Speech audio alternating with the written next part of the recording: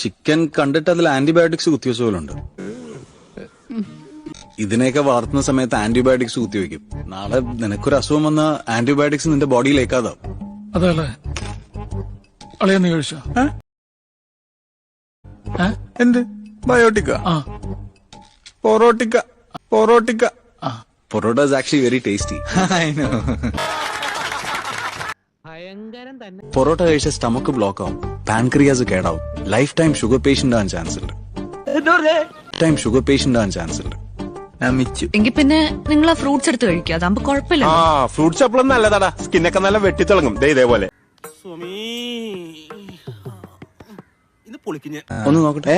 നല്ല ഫ്രൂട്ട് ആണെങ്കിൽ കുഴപ്പമില്ല, പക്ഷെ ഇതിലെന്തൊരു വാക്സ് കോട്ടിംഗ് ഉണ്ട്. ഇത് കഴിച്ചാൽ ക്യാൻസർ ഉണ്ടാവും.